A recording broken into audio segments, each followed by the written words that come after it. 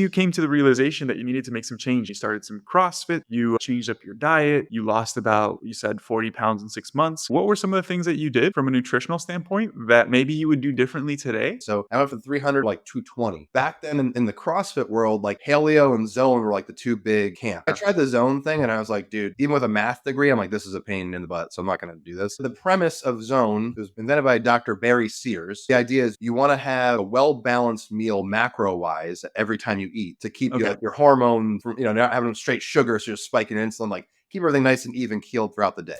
What's up, guys? Welcome back to the Dr. Joey Munoz Show, your go-to podcast for all things nutrition, health, and fitness. I'm your host, Dr. Joey, Nutrition Sciences Ph.D. and founder of Fit for Life Academy. I just finished having a wonderful conversation with a friend of mine, Joe Villegas, who is also an online coach. He's had years of experience in the CrossFit world, working in corporate wellness, working with clients one-on-one. So I'm really excited for you to have the opportunity to listen to him and learn a little bit from the wisdom that he shared. A really cool conversation because Joe actually invited me on his TV show not too long ago, which was actually my first experience being on TV. And it's so different than being on a podcast because there are strict time limits, breaks for commercials, and it was just completely different than a podcast. So that was really exciting for me, and it was cool to give him the opportunity to be on my podcast and have a more laid back conversation.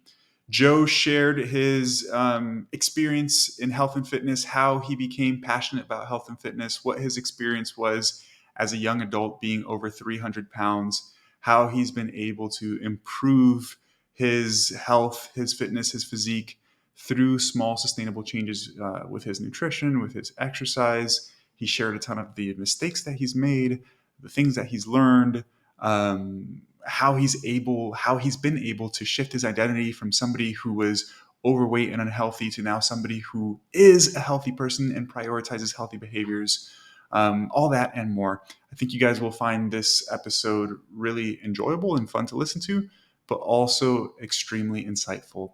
With that said, I hope you guys enjoy. Let's go ahead and get right into it. Joe, how are you doing, my friend? Dude, I'm great. I'm pumped. Thanks for having me on. I'm looking forward to a fun conversation today. Yeah, I'm looking forward to it as well. You had me on your TV show not too long ago, which was my first experience being on TV, which was totally different than recording a podcast. Um, it's such a different dynamic with the time constraints of being 30 minutes, and Yeah. it's information. What was it? Some breaks for some ads and stuff like that. Yeah. So this will be much more laid back than that experience, and I'm looking forward to get to know a little bit more about you. Yeah, dude, I appreciate having you on. That was a fun episode for sure. I know folks get a lot out of it. So thank you again for coming on. It was awesome. Of course, brother. Like we were talking about a little bit before we got started, Yeah. one of my favorite things to do on the podcast when I have somebody new on here is just to get to know them a little bit more. Mm-hmm. I think it's so helpful for people to relate to stories from individuals who are maybe a little bit more accomplished in the field or have gone through some of the similar experiences that they're going through when it comes to improving overall health, nutrition, exercise, all of that stuff, right? So I'd love to start the episode by getting to know more about you, how you got into the field of health and fitness, and we'll go from there. Yeah, no doubt. So hopefully my story can help relate to a few folks, as I was not the athlete of the family growing up by any means. That was my brother. He's like a freak baseball player. Like he's amazing. For myself, like I grew up, I have a degree in applied mathematics and I was in band. So like super cool dude for sure. But yeah, I What did you basically, play? what's that? What did you play in the band? As a drummer, played drums. Okay. I played saxophone for years in marching band. Oh, get out. Dude, I love marching band. That was like my thing. And then I did you're familiar with drum corps? You know, drum corps? Yes, yeah, of Yeah. So I course. did two summers of drum corps as well. And then I taught drum corps after college. Cool.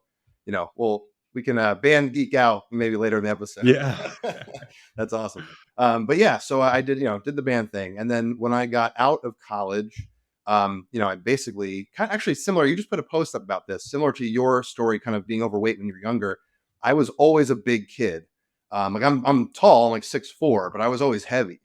And so, having a little extra fun at college didn't help the situation. And so I was at a doctor's appointment, and I was probably like my early 20s, and I stepped on the scale, and the number began with a 3. And I was like, Mm. holy smokes, like I'm 300 pounds. Like, this is crazy. And my doctor was like, look, dude, you gotta figure this out. Like, you need to, start working out, whatever. But when you're older, it's not like your parents are there to take notes and like push you through it. I kind of had to do it myself. Right. So essentially I started trying to work out, eat a little better. And I joined a CrossFit gym up here in Princeton, New Jersey. And it was funny. I started going there, fell in love with it. And about 6 or 9 months later, I had dropped like 40 pounds. I was feeling good. And the owner approached me and he's like, hey, man, he's like, you're here all the time. I can't get rid of you no matter what I do. He's like, everyone seems to like you. Would you want to coach? Would you want to be a coach here at the gym? I'm like, absolutely. So I just fell into it. Like I had some background teaching drums, like helping kids with that. But like zero, like real qualification to teach people fitness in any capacity. But essentially, I went and got certified, did that whole thing, and then just went on this like tear of like trying to learn as much as I could. So I had something to give people when I taught class at night. Mm. So at the time, I basically I beat YouTube. Like I beat it. I watched everything that it had to offer at that time, and would just try to incorporate it into my classes and really loved it. So from there, kind of grew to continue my own health journeys. Kind of a lot of folks have this happen with the CrossFit, then they get bit by the Olympic weightlifting bug. They start doing that whole deal. So I was learning how to like cut weight for meets and things like that. So I was getting pretty trim, but trying to get stronger. That whole deal. And then I started coaching folks like online, like people who couldn't physically be at the gym with me were asking like, hey, dude, like, can you help with my food or can you help with my lifting and that kind of stuff. So I joke I had online clients like before it was cool, 10 plus years ago, but still doing it now. So I kind of grew that. And then I had a really, really unique experience as I started to grow through like learning more about nutrition. I got in with a few of the like nutritionists, chefs that work with some of the UFC fighters. So I got to go live in with them for a fight and help with the weight cuts and the water cuts and do that whole deal, which was super cool. And then kind of started doing more like talks. Like I would go to companies and do talks and seminars about nutrition and weight loss, but doing it like in a healthy, sustainable way, building healthy habits, etc. And then I kind of like, asked myself the question, I'm like, how can I stick around for longer than an hour and like help people beyond this seminar? And so that's where like Paragon Wellbeing, my company, sort of sprouted into doing corporate wellness. So getting in with companies and helping them create initiatives to focus on the health and wellness, mental and physical health of their employees and just to help better the culture of the company. So, um, I guess from there, just from the entrepreneur side of things, I got asked to be on a TV show. And that show opportunity led to me getting my show and then having you on and so forth. So that's kind of the evolution of me, as a coach in the profession. But as far as like health and wellness goes, like I said, like I was always a big guy. So kind of battling with that, the body image issues, like being overweight and stuff like that was always something that I had trouble with for sure, like stress eating, emotional eating and things. Mm. And so along the way, it's been stuff where like I'm able to help other people with it because I've had to overcome it myself. Right. And I had to work through it myself. And that's where a lot of the personal development stuff comes into play. I know we'll probably talk about at some point in the conversation here as well. So hopefully that I'll take a breath for a second, get a sip of water, but that kind of sets the stage for what we're talking about. Yeah. Yeah. Thank you for sharing all that, man. It's, I think our field in particular, I can't speak for other fields because I don't know. But I feel like most people that end up doing this professionally is because they had their own personal struggles growing up with health and fitness, right? Yeah. And you become passionate about it and want to help others because you see the small things that you do in your own life have such a positive impact, right? Yep. I want to take a step back here to the beginning. You mentioned that in your early 20s, you went to the doctor. You were roughly a little over 300 pounds, correct? Yeah. Yeah. What were some of like what was your childhood like? What were some of the habits, behaviors, maybe family dynamics that led to you getting to that place in the first place? Yeah. So I will start off by saying I had an awesome childhood. Like two amazing parents, love them to death. They're both amazing cooks. So maybe that's part of the problem. But no, seriously, like, I come from a very loving family. Everyone's super cool, super fun. No, like, the usual stuff, fighting with your younger brother, like those sorts of things. But Mhm. fortunately, very blessed, like nothing overly traumatic or anything like that. But I do think that some of it is like I grew up, I was just a bigger kid. Like I like to eat, a big appetite, that Mhm. kind of thing. And actually, it wasn't until I had my, I don't know if this is really applicable back then, right? But had my resting metabolic rate measured not too long ago, and it was like super slow, like extremely slow. Mm. And so I'm like, oh, maybe that was like a thing then too. I don't know, what it's past Yeah. on, so whatever. Um, but yeah, I think it was more of like food was just so accessible. Like we always had stuff around in the house. Like, my parents did the best they could, but like they didn't have PhDs in nutrition. They didn't Yeah. know. So it was like, yeah, there's like hostess cakes and like junk in the house, but like dinner was usually like a meat and veg, like that kind of deal. But honestly, dude, like I would just eat a lot of what I ate. Like I would Yeah. just eat all the time. So I think it's partly that. And then not having like like I would just kind of just eat till I was full. Like I didn't really like, oh, I'll stop early or I'll eat Yeah. slower. It was just I would just crush food and then go on with my day. So I think some of it was that, but definitely like into my later years in college, drinking, things like that. Like Yeah. I think a lot of it too, I'm sure we'll talk about is like environment, like who you're hanging out with, right? So like Yeah. you're with people, they're getting drinks, they're getting food, like, well, I don't want to miss out. There's kind of like a FOMO factor to it, like that sort of deal. And then this not really being like aware. It's something where like luckily when you're eating, like you gain weight, but it's a slower process. It's not like, oh, you eat a bunch of food and you're 10 pounds heavier the next day Mhm. forever. There's some lag time there, right? So I think Unless. yeah, right now. So I think it was one of those things where like I kind of woke up one morning and was like, oh, I need to go like see the doctor. It's been a while. And it's like, oh Yeah. my God, like what did I do? Like that kind of thing. So but yeah, nothing major to report that was like, overly traumatic. I got picked on a little bit for being heavy for sure. But then I hit my growth spurt and people stopped picking on me. So that was good. Yeah. But No, yeah. I didn't even mean in terms of, like, traumatic. Like, for example, for me, like, definitely nothing super traumatic growing up, but it was just, like, I come from a Spanish background, and food is kind of like, the solution to all your problems type of thing, right? Yeah.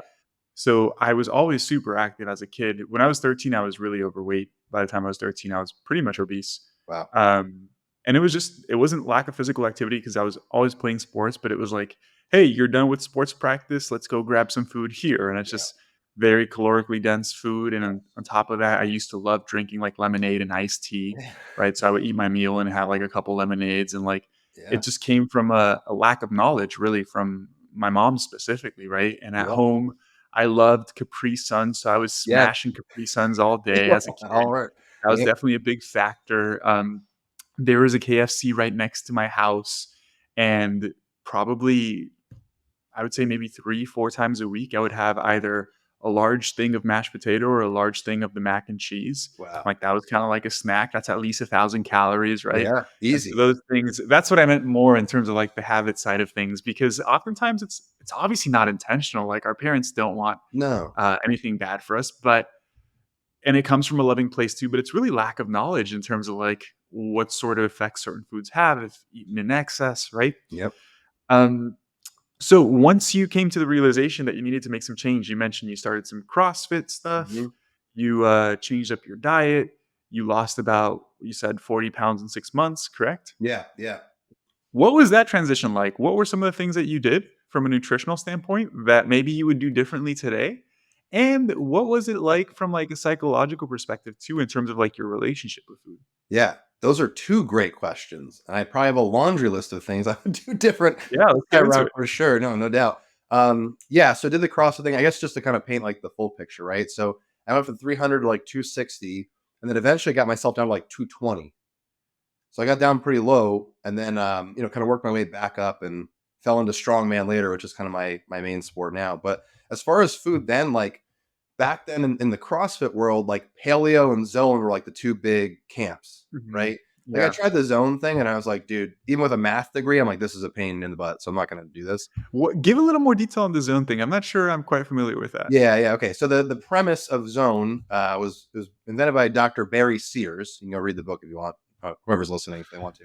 But essentially, the idea is you want to have like a well balanced meal macro wise every time you eat to keep you Okay. like your hormones from not having straight sugar, so you're spiking insulin, like keep everything nice and even keeled throughout the day. Was kind of like the idea. but the way they manage the macros is through like they call like a block system. So kind of like Weight Watchers where you have points. Okay. Here's where blocks. You have X amount of blocks of protein, carbs, and fats. Okay. All right. So like 6 ounces of chicken is like one block, right? Okay. Another way to like gamify or make it Yeah. Yeah. Yeah. simpler, but you're still having to do the math anyway. It's just easier Yeah. macros. So whatever. So tried that for a little while. Didn't jive. I just didn't like it. It was a little annoying. But I really liked the paleo approach because it was kind of more focused on like what you're having, not how much, not so much when you're having it. It's just like, look, just eat this, not that. Hmm. And so I liked it for that. And it was kind of like, all right, well, that's very easy. I always kind of refer to it as like a gateway diet. You know what I mean? Like it's easy in if you want to kind Hmm. of clean things up. Like if I go out to eat, I know like a bun, like a caveman didn't have a bun, right? So if I just get like a bunless burger with some lettuce or whatever and like some veggies on the side, like I'm probably better off, that kind of thing. Yeah. So it was, for me, it worked to kind of get started. Yeah. And psychologically, it's not like a big ask. You know what I mean? Like I'll shop for these things, I'll buy these kinds of foods, and I'm off to the races, and it's like no big deal. As far as like the physical adaptations go, like, yeah, I was super sore and like the whole deal, but I was also like, I didn't have, like you were saying, I didn't have a background in training, right? Like I had a little bit of freshman football. Like that was it. That was like all I had. So really I went into it like clean slate, like no real bad habits in terms of movement, things like that, luckily. So it was kind of just like learning from scratch right from the get. But yeah, I think honestly, like the transition into that lifestyle was much easier. And I think this is kind of one of the things that makes CrossFit like special in its own way and effective is the environment factor. Like you're in a class-based setting. There's a like community is a big thing that they don't push, but they encourage, right? So you're basically surrounded by people who all have, a similar goal or a similar ambition. Like, hey, I want to be healthier, fitter, look better naked, whatever their Mhm. thing is. Okay, cool. And you're there too, and you're seeing these people every day, and you become friends with them. And like, you don't want to let them down. You want to be there and like hit PRs with them and slam barbells and the whole thing. So it kind of made it like you want to be part of that community, and in order to do that, be part of the tribe, you want to stick to the plan, which is come to class, do the paleo thing, and try your best, that kind of deal. And I think what really was the big shift for me was becoming a coach, right? Because now, and we can talk about this at some point if you want, is like the whole like actually creating lasting change in somebody Mhm. is that identity shift, right? And so I went from somebody who's like, oh, I'm a CrossFitter, right? So it's easy to pick a paleo meal because that's what CrossFitters do. It's easy to show up to the gym 4, 5, 6 days a week. That's what CrossFitters do. But when I became a coach, it was like, dude, you got to get this right because everyone's counting on you. Like you're the example now, Yeah. So it wasn't something where I had to like drag myself by the belt loops to like, oh, I gotta stick to my, it was more like, hey, this is like who I am now. This is like what I'm doing. And so it made it easier. I will say, like, as I matured, and kind of my own education of things and realizing like, yeah, like rice is cool, like you can eat like sugar, like it's not the end of the world, like no big Yeah. Yeah. deal. Like I definitely kind of like loosen the leash a little bit in terms of like Yeah. what is acceptable. And I would say now I'm at a point where my eating is more like you and I spoke about in my episode, was like, your food choices. It's not like you like this is bad, this is evil, and this is not. Yeah. It's like, dude, if you're at a birthday party and you don't have a piece of cake, like you're not gonna die. Like it's okay. You can have a piece of Yeah. cake. Like it's fine. Like you don't have to go beat yourself up, and you shouldn't beat yourself up about those things. So I think now it's just more of like an awareness of more mindfulness, I guess you'd say, about like, okay, what am I having for breakfast, lunch, dinner?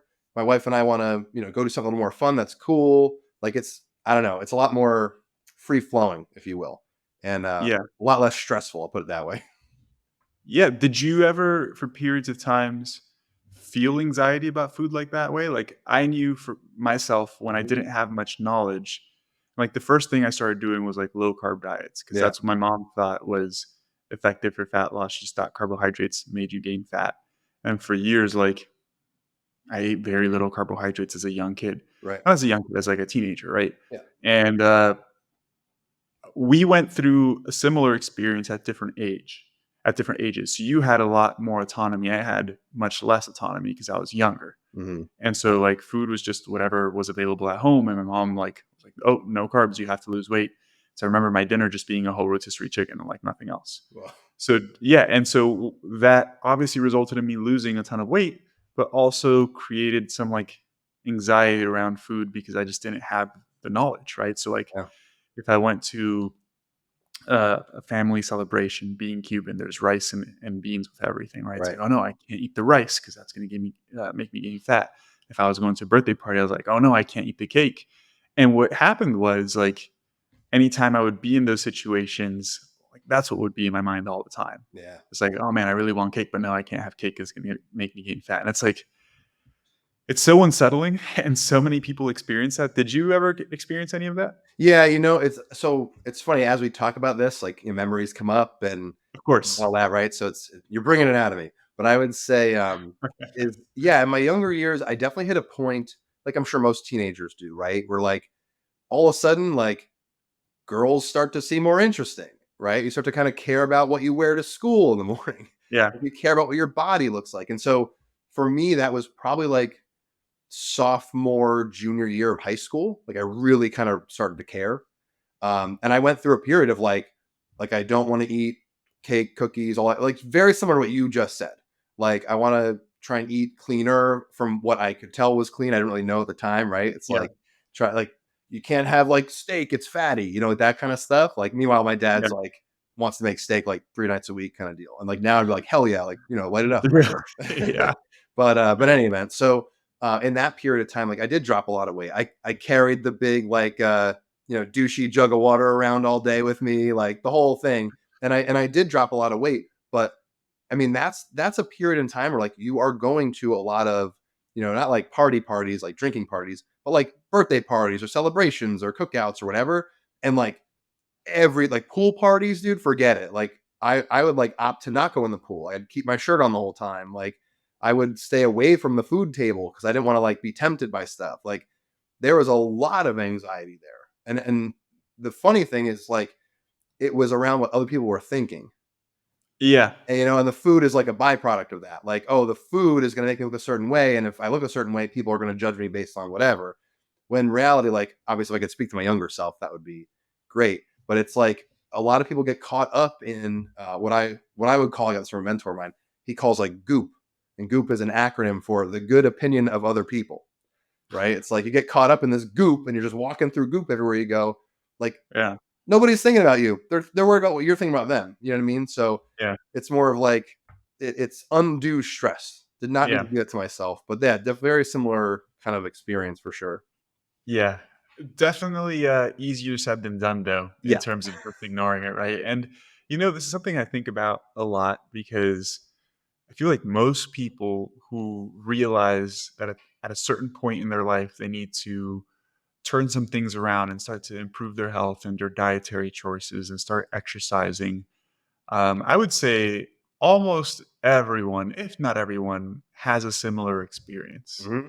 right? Where they start to learn a little bit about nutrition, but honestly, when you just start learning, you don't really know much at all. Yeah. So you hear all of these differing opinions. It's confusing. You try to implement as much as you can. Inevitably, you start seeing some results with some things, Hmm.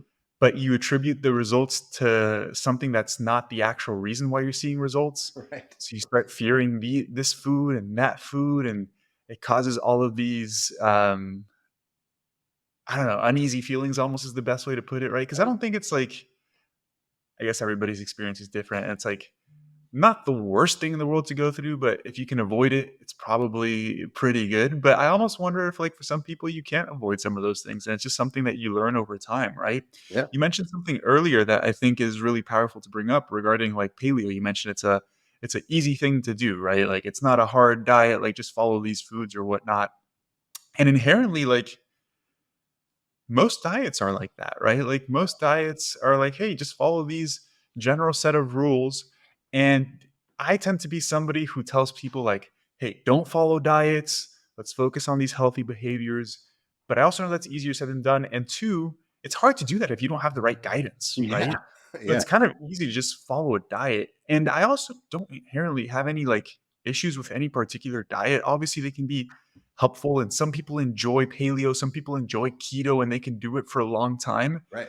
The thing that I really struggle with is like the rigidity that these diets can create, right? Yeah. Because if you like read a book about keto or paleo or whatever, it tells you exactly what to do, and it doesn't tell you what to do if you fall off like Yeah. for a day or two, right? So it creates this fear of Yes. like, man, I went to a party and I had cake, I screwed everything up. And you Right. have no idea of like how long did you screw it up for? How much did you screw it up? It Yeah. almost feels like you're starting at square one again. And like, that's not, we know that that's not true, right? It would be great if some of these diet camps had like a little asterisk and said, hey, if you do it 90% of the time, it's all good, Yeah. right?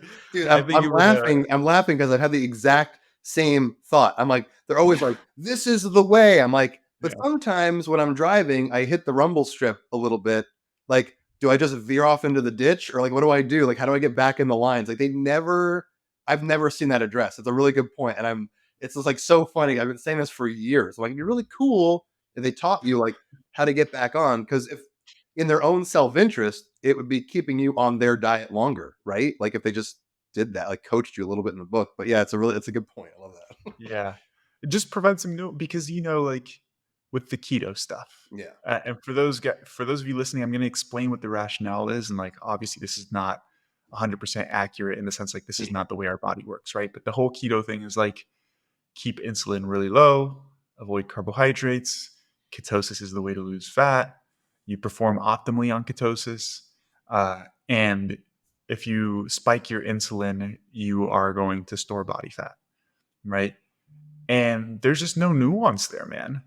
Like there's no conversation about the fact that like if you're in a calorie deficit, insulin doesn't prevent fat loss. Right. There's also no conversation about like insulin spiking is dependent on the quantity of carbohydrate, not just the type of carbohydrate. Like if you have a gram of sugar, it literally doesn't do anything to your insulin. There's Right. just so much lack of nuance. So it's like for the person that's just learning that, it seems like a very simple set of rules, but the context is like totally missing, right? Yeah. So it's like I ate a carbohydrate.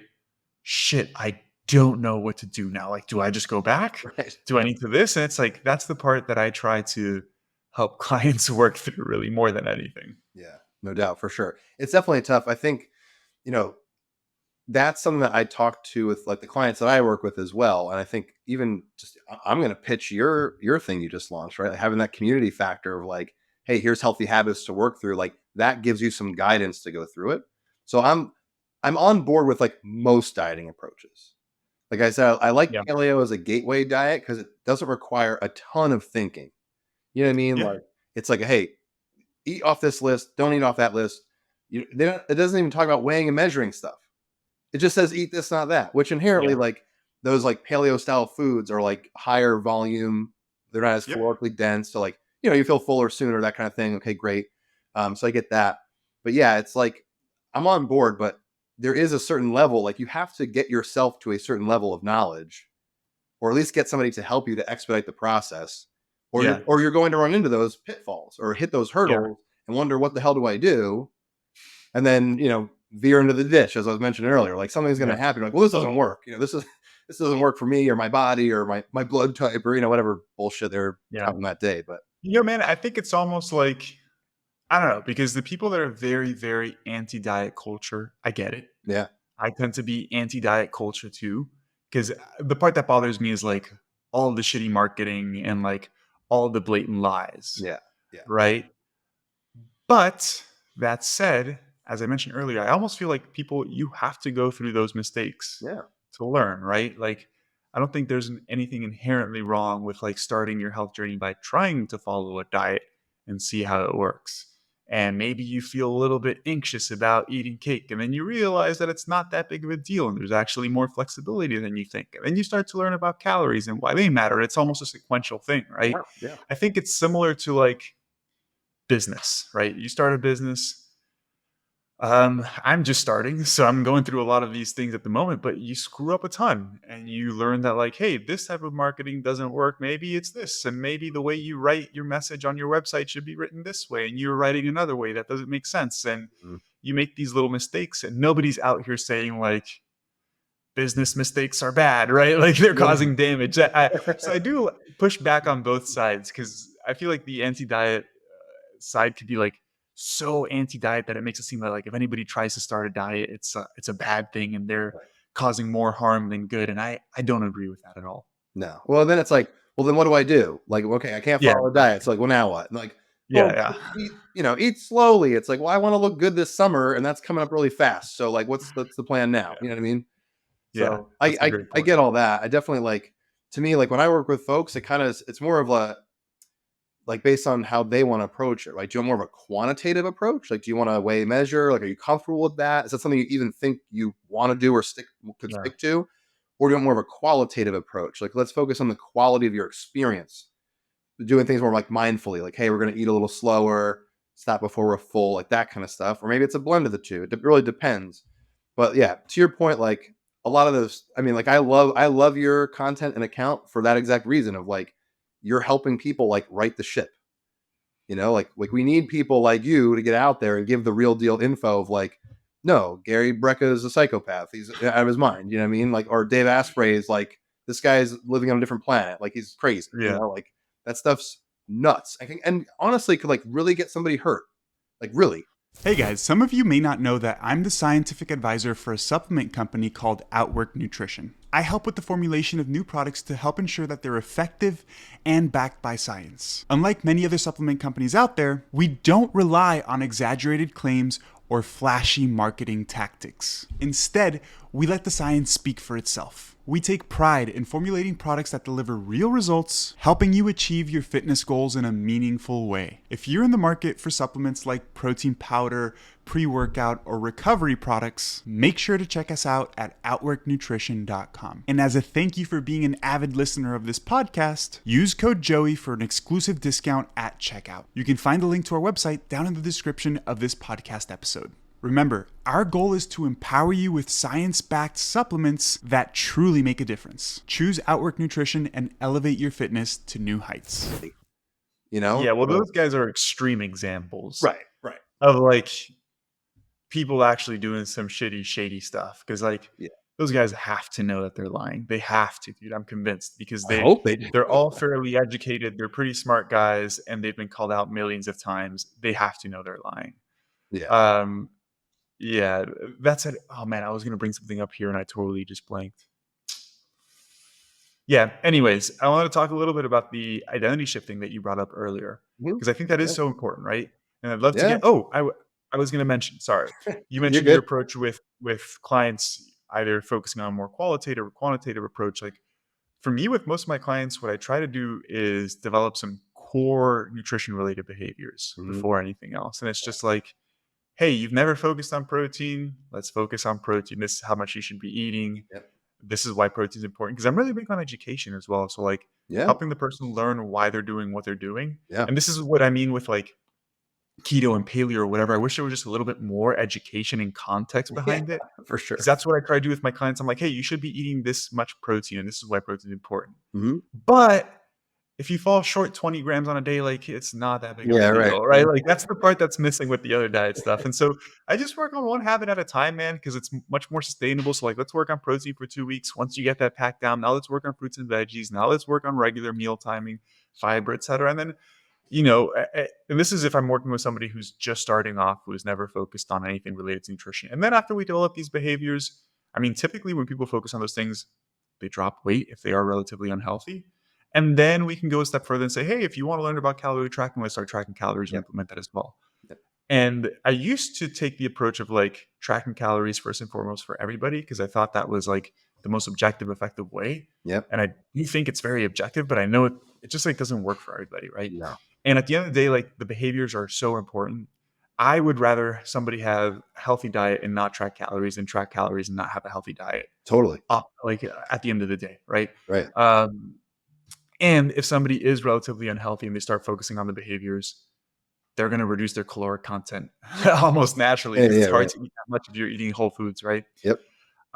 Anyways, what I wanted to talk about the identity shift because you mentioned your identity really shifted when you started coaching and you Mhm. noticed that like, hey, people are relying on me and I should act as a role model, right? Or I should be a role model because this is what I do. I think an identity shift is so important, man, and it's such a hard thing to quantify too, Yeah, yeah. right? Because I think I'm sure you've read or have heard of Atomic Habits Yep. by James Clear, and he's all like, don't do the things or don't try to do the things of like the type of person you want to be. Simply be the person that you want to be like. And like, that's also easier said than done, Yeah. right? Like, man, I want to be a millionaire. I'm not just going to be a millionaire. I understand the message, like do the things that that type of person would do. Right. But again, similar how like you need to build momentum to get there, Yeah. right? Like you're going to screw up. It's okay. And I say this because the thing is, man, like when it comes to like marketing and stuff, like simple messages are what really hit home, Yeah. right? So telling somebody like be the person you want to be, like, man, that's inspiring, Woo. right? Yeah, right, right. But again, like it might make some people feel bad if like they're struggling to actually do that. Mm-hmm. And I think it's important to note that like identity shift doesn't happen overnight. No. It also takes practice. You start focusing a little bit on your diet, it starts improving, you build a little momentum, you get confident, you feel a little bit more aligned with this type of lifestyle. I know that for me, it took me a long time, man. Like even I've been into health and fitness, bro, for as long as I can remember. Sure. Since I was a kid, like my parents lifted, I liked lifting. I played sports. I would say if you asked me like when I was in college, like what the most important thing for me, it was health and fitness, like most important thing. Nice. But even then, like I would stay up till like 4 in the morning 2 or 3 times a week. I Right. would drink multiple times a week. I would skip my workout so I could go out with some friends and stuff like that, right? So like I wasn't really the healthiest person. And I don't know what it is or what's changed Mhm. besides just time and maybe maturity. But like I don't really drink anymore. Yeah. And it's not because I tell myself I can't drink. It's because I actually prefer not to drink. Yeah, totally. And back in the day, it was like if I didn't go out and drink, like I felt like I was really missing out. Like, oh man, Yeah. my friends are having so much fun. Like nowadays, like my friends literally tell me I'm boring because I don't do those things. It's because I don't know. I feel better if I don't do those things. I Yeah. choose not to. My preference is not to. I go to sleep at 9:30 every day most days because Well, like and my you're sleep. you're a dad now too, no? Yeah, yeah. Yeah. But even before that, probably for the past like I don't know 6 or 7 years, I haven't really been into drinking, been into Yeah. sleeping early. Like Same way. I don't know, and obviously that's an identity shift, right? Totally. Because like that's an obvious identity shift. I'm a completely different person. Yeah. And I wish there was like I wish I could identify something and put that into like a system or a course because that Yeah. would absolutely kill. But I don't know what that transition what's caused me to have that transition besides just working on this stuff for a long time. Yeah. That's I mean, that's so I have a framework that I use for this exact thing that I do with clients. Okay. And so it's a three-step framework. Each, Okay. each one of these steps could be an afternoon podcast, right? Like I mean, if you want some other time, I'll show you the whole like Miro chart I have like written out Yeah, all of it. yeah, sure. You can steal whatever you want, totally fine. But the idea is basically like if for those watching or listening, like if you want to shift who you are, like you can reinvent yourself. It does take time. There's only two ways I've ever like I don't say figured out, but like realized or seen to like really make an identity shift. One is a very significant emotional event.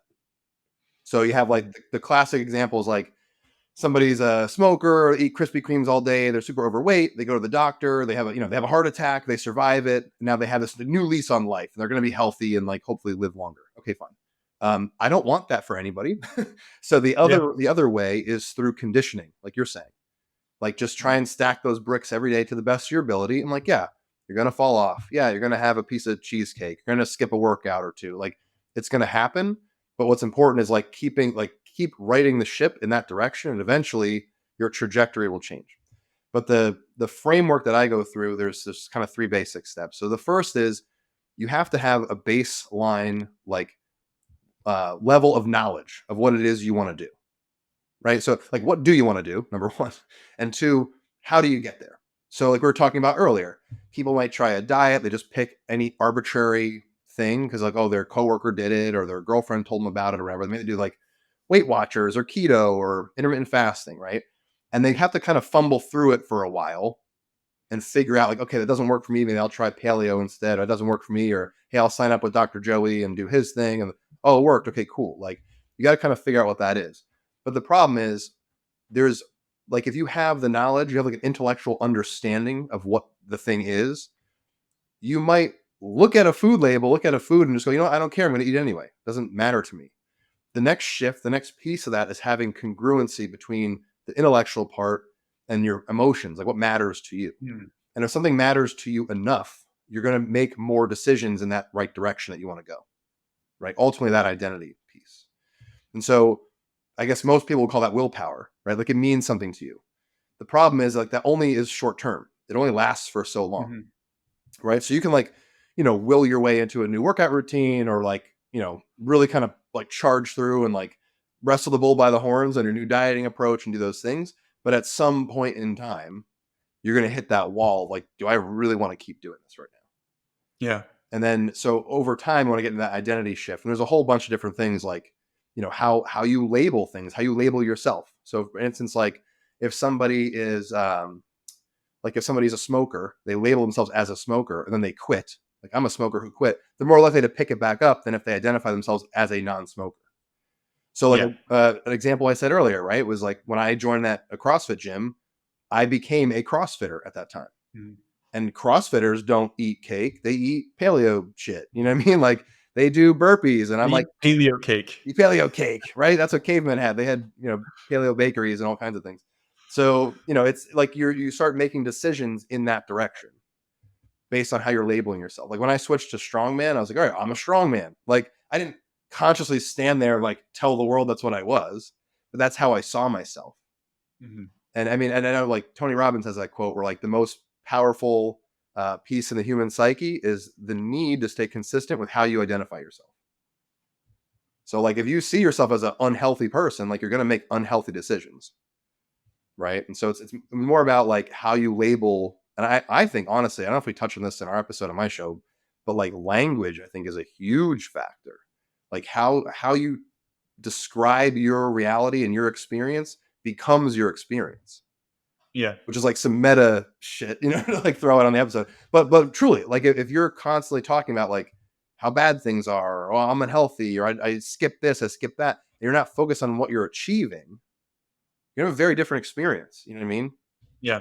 So for instance, I have a client right now, and she works for McDonald's, like corporate, and she spends her whole day going from restaurant to restaurant, like checking on, hey, is this running right? Is this person doing their thing? Like she literally, her whole day, 8, 9 hours a day is inside of McDonald's. Mhm. And she was like, oh, I had a whatever for lunch and I shouldn't have done that. And I'm like, Allie, you're literally in the worst food environment you could probably put anybody to lose weight and you're still achieving. Yeah. Like, where's your focus right now? You know what I mean? Like, Yeah. so that kind of stuff is like really focusing on what matters, Yeah. what you're really achieving. So, Do you think, for example, the example of a smoker, rather than saying that I'm somebody who quit smoking versus I am not a smoker, mhm. do you think there's a certain degree of faking it till you make it there? I think a little bit. Yeah. I think you can accelerate the process for sure. In terms like environment is a huge piece. Yeah. If you hang out with 9 people who drink and do drugs and whatever, you probably become the 10th. You hang out with 9 entrepreneurial, self-made millionaire go-getters, like you're probably going to become the 10th. Like, Yeah. yeah, maybe a little bit of fake until you make it, but like if you're in that environment all the time, like environment is going to trump will every time, you know? Yeah. So, No, yeah. that's such a great way of putting it, man. And just as you were saying that there, I have a very similar type of framework. I'm actually giving a presentation on it this Saturday to like promote the launch of our membership again, Nice. because we're doing a second launch this May. And for those of you guys listening, this episode is past the Yeah. webinar, so but I'm sure I'll be hosting another one in the future. Go sign up. That said, Stop waiting. Go sign up for the thing. go sign up for the next one, Or and we no, don't for the even know when community. it's Sign up for good. the community. Stop messing around. Yeah, yeah, yeah. Which is a little bit of what I'm going to talk about here. So shameless plug on my own podcast about my own product. Yeah, do it. Do it, man. It's your show. But one of the I'm giving this presentation. I'm titling it "This 3 Secrets to Achieve Your Dream Body Sustainably." Yeah. Right, and it's a lot of what you're talking about, man. Like I think the first thing to address is the method. What are you actually doing, right? Hmm. Like, in order to get started, you need to do something, right? And my whole goal is to get somebody started doing the right thing in the right direction to expedite that process. That's Yeah. really all it is. But you Yeah. start somewhere. You need to have something to do. Yeah, man. And my whole thing is that like you should you should start slow and follow a habit focused approach rather than following any of these restrictive diets or excessive workout plans or anything like that, because those things don't really stick, right? So, Yeah. but regardless, similar to you, the first thing is like, what are you doing? Where do you start? Right.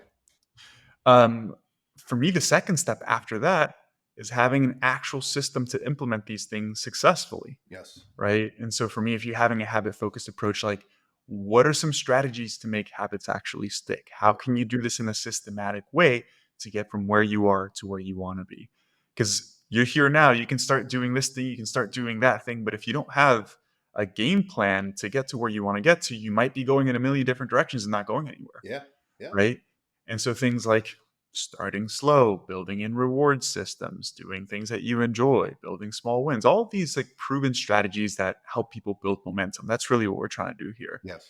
And then the third part, which is I think where people struggle with most because they don't have a supportive environment or Hmm. people that they can talk to or people that they can relate to, is like the troubleshooting aspect, Yes. because along the way you experience hurdles. And this is Yeah. what I was talking about with like a keto book or a paleo book. Unfortunately, like you can't put every single roadblock in a book, right? Be And like it's that like, big. yeah, exactly, right? But Right. like, hey, if you're following this game plan and you went on vacation for a week and you totally screwed up, what do you do?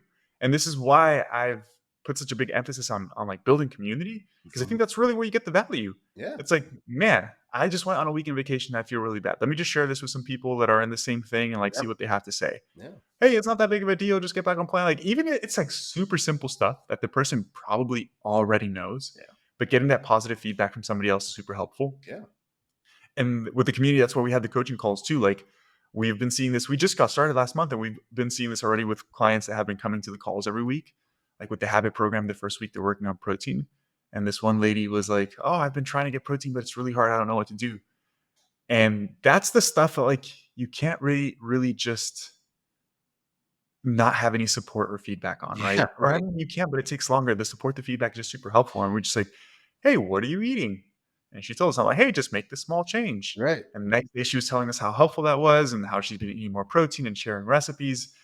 Man, I used like when I first started this whole online coaching thing, like I did not prioritize community at all. Yeah. Right. And community is really just one aspect of your environment, because Yep. like your food environment is also important and your social 100%. environment is also important. 100%. But we can only really like attack so many things at once, That's right? right. That's right. But with the community stuff, man, I've been noticing more and more, like the more emphasis I place on community and the more people engage in the community, like the more people have success with that stuff. Yeah. Um, I don't know, man. It's just been really cool to see like people actually feel like they're part of something and Mhm. like ask questions and then see the community itself help each other out. 100%. For anybody like, and I seriously recommend, not even like trying to promote my community, for anybody who is struggling with anything, whether it's health and fitness or like whether it's relationships or whether it's Yes.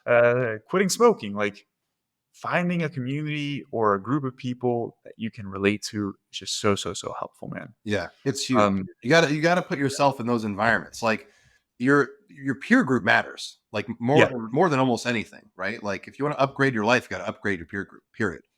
You know, you can't. yeah, You like love your family. Choose your peer group. Like yeah, you yeah, got to put yeah, yeah, yourself in the right environments. And I love how you approach things. And you and I are kind of like kindred spirits in that way, in terms of like, hey, this is very gradual process. Maybe not what the person wants to hear. Like yeah, sometimes like when I work with folks that they're really like kind of pushing, like I'll throw them a bone. All right, let's work on this, work on that, whatever. But like the overall process needs to be gradual. yeah, And how many people listening to this is myself included, like I've tried other approaches in the past and like crashed and burned, like terrible, like, oh yeah, I'm doing it, I'm gonna crush it, I'm gonna get up at 4 in the morning, I'm basically the white David Goggins. Like, no, you're not, dude. Like, it's not happening, right? Like, it needs to be a gradual approach, and that's what I do with folks as well, is like get them to understand your brain kind of works like a thermostat. Like you have a default temp you're set to, and when things get a little too hot, like let's say you're losing weight and you're looking good, you start to let off the gas and cool yourself back down to that default you're comfortable with. Just like you might, like when I stepped on the scale and it was 300 pounds, I'm like, holy smokes, I got to do something to like right the ship here. Like you're gonna do those things, but it's not gonna stick long term. You can't shift the default that you're set to unless you do it Yeah. in a gradual, sustainable way. So it's like, and people have to fumble through that. They need to like learn that and do it themselves, right? If it's not their experience, it's not their truth. Like you can tell them all day you're blue in the face, but like you said, they have to like overcome it and do it themselves. Yeah. And this is one of the things, since we were talking about specific diets before, something like paleo, I guess all of these are relatively simple, but when you start to think about it, like if you eat a normal diet, Yep. right? And this is I think one of the variables that adds to the unsustainability of some of these dieting methods. And it's not like, for example, like paleo, like if you truly ate that way, great, Yeah. right? Great. But like telling somebody going from your normal diet to paleo overnight, you tend to think like, oh, it's only one habit. But in reality, it's a lot of things, Yeah. right? Like if you typically have, let's say keto, since it's a perfect example, like no carbs. Let's say you typically have some fruit with your breakfast. Yeah. Okay, one habit is now like not having fruit with your breakfast and like substituting with something else. Second habit is like learning about high fat, low carb foods. Third habit is learning how to grocery shop for keto. Fourth habit is learning how to prepare keto meals. And like you're trying to do this overnight. It's a lot, right? Wow. Like even let's say if keto was optimal, the way to go from a normal diet to then following ketogenic diet is also not just doing it overnight, Right. right? It's maybe starting with one meal. Let's look at your breakfast. Let's make the small substitution at just your breakfast. And now this works. Okay, now let's maybe talk about the next meal. Now let's maybe look at your grocery list and really tackling one behavior at a time. I think one of the big reasons too why some people fail with all of these diets is because it's a lot of change from one day to the next, man. It's a And lot. that's why I rather tell somebody, hey, let's focus on your protein. Because even when you say let's just focus on your protein, that's already a lot of change. Yeah. Oh yeah. Like that's already a lot of change. It's tough, man. It's tough. For sure. And for the record, I don't pitch the paleo diet to anybody my Yeah. clients, but like I do a more habit-based approach like you're talking about. And a lot of times, and I'm glad you brought this up, is we sort of, I guess inadvertently focus on different environments. Like, Mhm. hey, weekend's coming up. Is there anything we should plan ahead for? I kind of like prompt them ahead of time. And it's like, oh, I'm going to a baby shower or I'm going out to happy hour. And then we start to kind of say, okay, well, like, can we get some lean protein in while we're there? Can we alternate drinks so we're not having just straight alcohol the whole time, and like getting crazy? Maybe have a seltzer, not a non-alcoholic, like regular out of the gun seltzer, Yeah. in between your drinks, something like that, just to kind of get them to start making that change. Or maybe if it's at home, like, hey, we're going to go through the pantry this week and anything that's in there that like isn't serving you, let's donate it or let's Yeah. get it out of there, like that kind of stuff, and like slowly changing each of those things. But it's so hard, man. And not to mention, like when you do go out, like if you're out with your friends and they're really your friends, like they're gonna bust your chops about it. Like they're gonna give you a hard time. Like they should, right? They're your friends. So Yeah. like there's peer pressure there. Like it's a lot to make that change by itself. And now you're like taking your client and they're going back out into the real world, planting themselves in these situations. It's like, well, how are they going to tackle that? If you just tell them, oh, well, just do keto. Like, all right, well, I'm at TGI Fridays. Like, what am I supposed to do? Like, help me out. Or it's even lack of knowledge, like, oh, I had some boneless chicken wings. That's keto Right. because it's chicken. So yeah, it's Chicken, bro. breaded and Yeah. fried, right? Like, Yeah. Definitely some fat. it's funny you brought up like friends should give you shit, and like, yeah, friends are gonna give you shit, but also Yeah. your friends should support your goals. 100%. Because 100%. I say this to my clients too. Like, oftentimes they're like, "Man, my friends just want to drink and eat and this and that," and it Hmm. derails me. And I'm like, "Listen, if they're truly your friends, um, tell them you want to talk to them and tell them what you're trying to work on, and tell them that like it would be really helpful if you had their support." Yeah.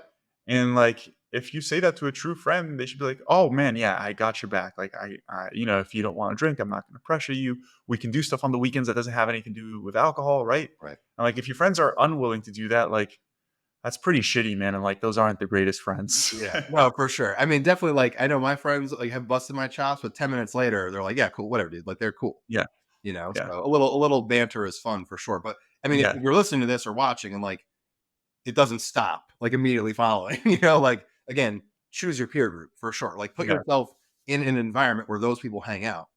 So like yeah. joining a gym, joining your community, like that kind of stuff is what's going to help to accelerate that change because you're constantly with people who are doing the same thing or something similar, you know? Yeah, man. And if you really like look at the norm of what most people do to hang out, Hmm.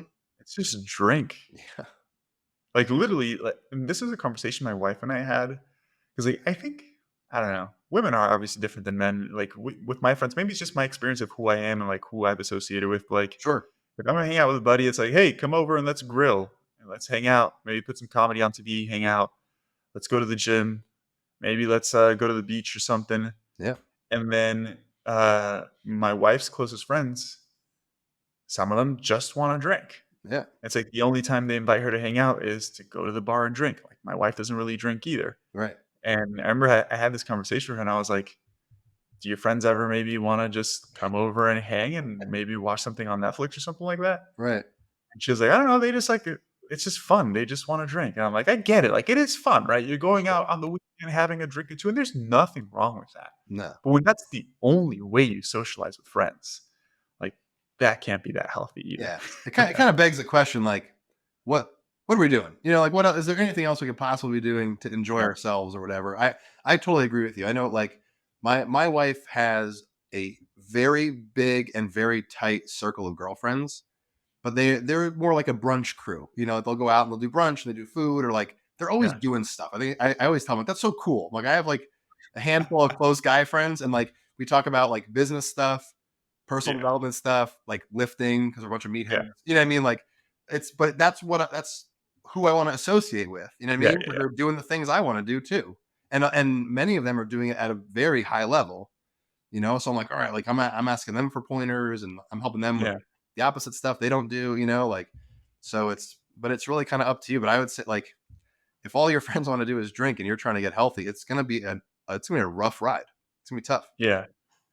Dude, and to wrap this up, I wanna ask you one last question Yeah, about sure. where you're at the moment and how you've been able to get here. Because 'Cause I've also had this conversation, I actually had this conversation earlier on the phone with a client of, like, sometimes it's hard to know when enough is enough, Okay. right? And what do I mean by that? Like, I always use myself as a perfect example, like, I'm in good shape. I'm happy with my physique. Hmm. Would I like to be 10 pounds lighter and be way more ripped and have a six pack? Yeah, that'd be cool. But I know that for myself, like the changes that I would have to make to get there, not worth it at all. Sure. Not worth it at all, right? I'm already lean. I'm already healthy. Eat really, I eat really healthy because I enjoy eating that way. But I have sweets here and there. I go out to dinner with my wife once a week. Um, I don't have a ton of time to do a bunch of extra physical activity because I'm pretty busy with my business and hanging out with my son. And so, like the changes that would be necessary to get to that level of leanness, to me, are just not worth it. And I'm happy with where I'm at the moment. Right? How have you been able to feel happy and content where you are at the moment? And the reason why I asked this is because I was just talking on the phone to a client of mine. He's healthy. He's Okay. in good shape. Yeah. He weighs about 190. And for the past couple months, he's been just like really wanting it to get down to 180. Yep. Right? He says he feels a little bit uncomfortable at 190. You can see a little bit of his gut through his shirt at 190. He wants to be a little bit leaner. No problem at all. The problem is that like we're just not making progress towards that. Hmm. Right? So again, this guy's already really healthy, but he has an extremely busy job where he's traveling all the time. Okay. He has 3 kids that are teenagers, and he enjoys having food. Like, he was like, "Man, we go out at night and make some s'mores, and I want some s'mores." I'm like, "Dude, there's nothing wrong with Yeah. that." Sounds like It's fun. like sometimes we're, like, already in a really good place, Yep. and we always want the next shiny object of, like, being leaner, being bigger, being in better shape. Yep. How do you relate to that message? Are you somebody like, are you comfortable where you're at the moment? Are you always pursuing getting better? I'd love to get your perspective on that. Yeah, for sure. And so two things. I'm gonna try and keep it quick because this could be like a whole conversation. But there is kind of a trap that I've gotten caught in before too. People get caught in. I heard this from a psychologist, Wendell Johnson. He calls it the IFD trap. So I stands for idealize, where like you're just thinking about, oh, it would be nice if I had this, or I'll be happy when X happens, right? Or if I just could see my six pack, like then I'll be happy, like all this, and you idealize. And then as you do it, you realize you're not quite there. So you go to the next part, the F, where you get frustrated, or you get down on yourself. It's not really happening. So what happens as you deal with the frustration is you get to the D, you get demoralized. And how do you deal with the demoralization? You idealize again. And you just get caught in this trap of like Yeah. and in that trap, like nothing is enough. right? It's Yeah. like, oh, I got a really nice car. It'd be nice if I had two nice cars, you know, like you're never going to get there. So, and I think that this whole, like, what you're talking about, and not to sound, I guess, esoteric, but like, I think it comes down to values. Like, what do you Yeah. really value, right? Like, so for me, like, and I've done the exercise, like I've listed out my values, like, you know, towards and away, the whole deal. Like, for me, like, my number one value is authenticity. Like, I just want to be me and do the things that I think like are serving my goal and are fun. And I want to, like, you know, hang with my son and like make him laugh, and like hang with my wife and like be a great husband. Like, those things feel like that's who I want to be. Like, be my authentic self. Yeah. That's important to me. But it's over my value of health, which is number two. So Mm. because of that, like, if I want to take my wife out and we want to split dessert, we're going to split dessert, even though it's, you know, unhealthy, right? Like, it's more about me enjoying who I'm with, and like, and being me authentically. So like, Yeah. when we talk about your client who's saying, hey, I want to see my six pack or whatever, and he's not doing it. Well, I would say, like, maybe he doesn't value, maybe health is not a very high value, but Hmm. like significance is a higher value. Like, why do you want to see your six pack in the first place? Is it because you want to be super healthy, or you want to look good at the beach? Well, that's a significance driven thing. But Yeah. more That's a good than point. that, he values, let's say, family, right? Like, he wants Yeah. to hang with his family and have s'mores and those things. So I think it Yeah. kind of boils down to more like what's really important to you is what I mean by when I say values, right? Um, and there's like a bunch of ways you go about eliciting that from clients, but at the same time, it's understanding, like, you know, maybe you're not Jocko Willink. Like, that's okay.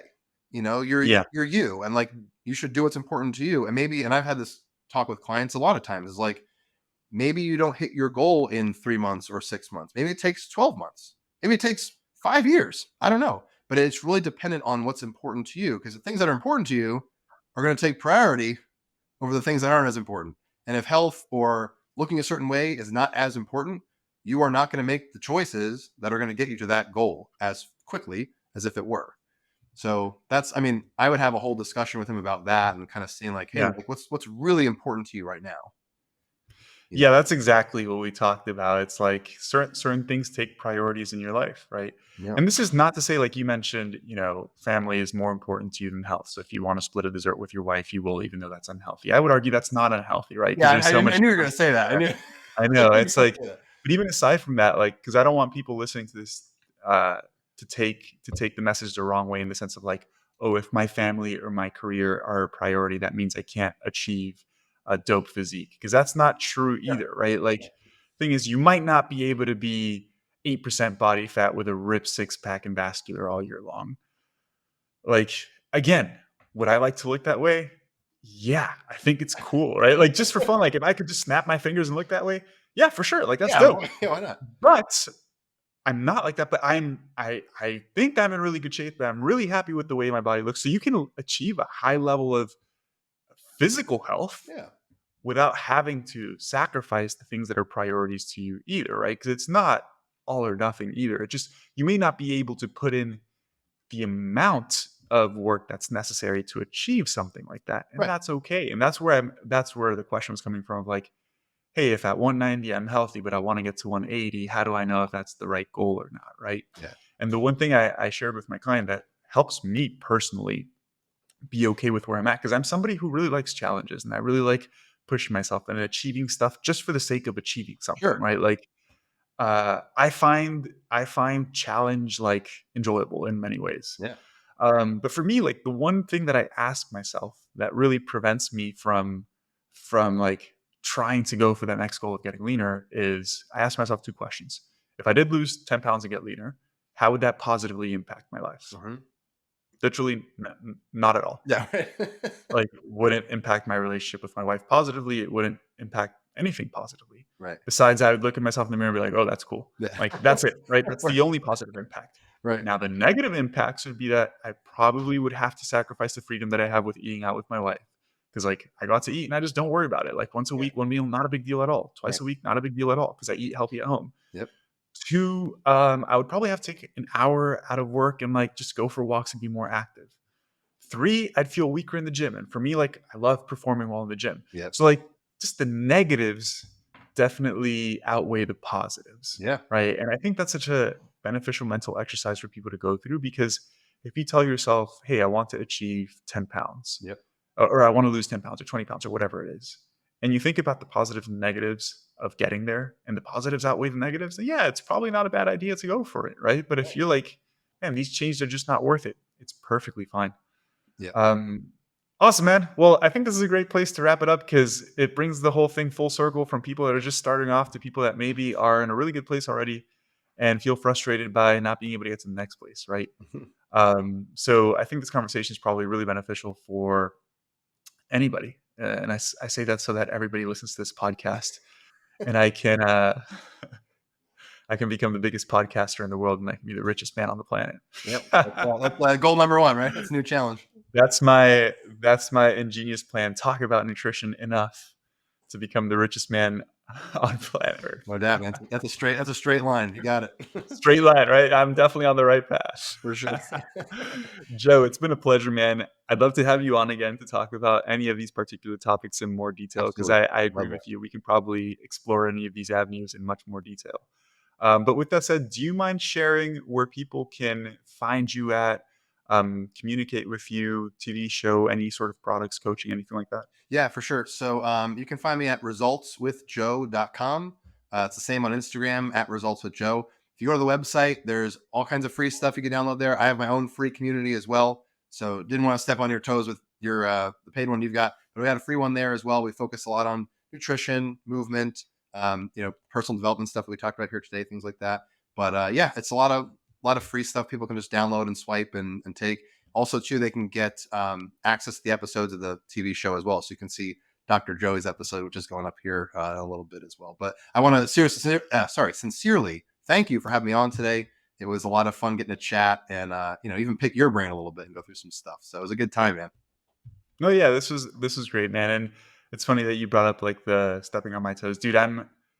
I'd never ever ever think that way. I think people that think that way are so silly. I Yeah. feel like there's so much love to go around that, like, this is my product, you can't promote yours or anything like that, is so silly. And on top of that, realistically, if we want to serve people the best we can, we should want people to gravitate towards the person that they relate to more, right? Like, somebody might be able to relate to you more than me for whatever particular reason, vice versa. And at the end of the day, they're probably going to do better engaging with the type of person that they relate to more.